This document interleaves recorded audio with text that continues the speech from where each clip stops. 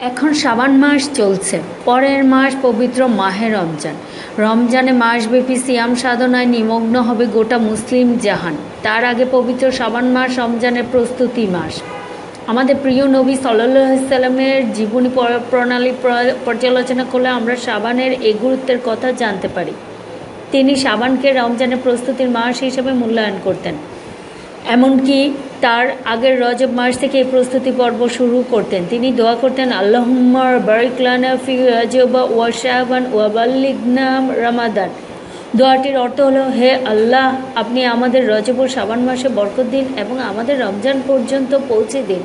রমজান পর্যন্ত আমাদের আয়ু বৃদ্ধি করে দিন, যাতে আমরা রমজান যথাযথভাবে আমল করতে পারি।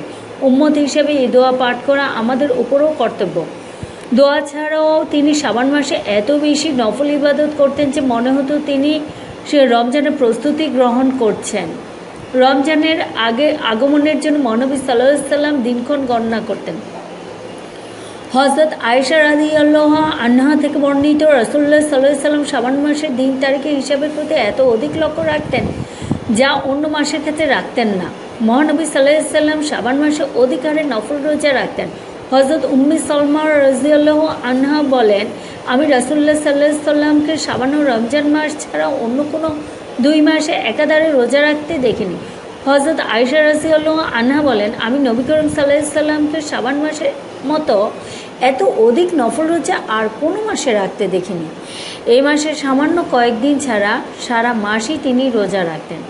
প্রিয় নবী সাল্লাল্লাহু আলাইহি সাল্লাম শাবান মাসের গুরুত্ব বর্ণনায় হযরত ওসামা বিন জায়েদ রাদিয়াল্লাহু আনহু এর এক প্রশ্নের জবাবে বলেন, রজব ও রমজানের মধ্যবর্তী এই মাস সম্পর্কে লোকেরা গাফিল থাকে, অথচ এই মাসে বান্দার আমল আল্লাহ তাআলার মহান দরবারে পেশ করা হয়। আমার আমল যখন পেশ করা হয় তখন রোজা অবস্থায় থাকা আমি পছন্দ করি। হযরত আবু হুরায়রা রাদিয়াল্লাহু আনহু বলেন, মহানবী সাল্লাল্লাহু আলাইহি সাল্লাম ইরশাদ করেন, শাবান আমার মাস, রজব আল্লাহর মাস, আর রমজান মাস মানুষকে পুত পবিত্র করে। যেহেতু এই মাস প্রচুর কল্যাণ ও নেকির মাস, সেহেতু এর নামকরণ হয়েছে শাবান।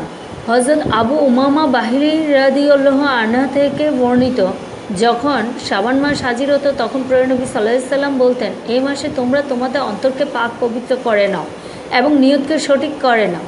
আমরা যদি শাবান মাসের শুরু থেকেই অল্প অল্প করে কিছু নেক আমলে মশগুল থাকতে পারি, তাহলে আশা করি পবিত্র মাহে রমজান ভালোভাবে অতিবাহিত করার শক্তি ও সাহস মহান আল্লাহ তাআলা আমাদের দান করবেন। ফলে আল্লাহর নৈকট্য অর্জন করাও আমাদের জন্য সহজ হবে।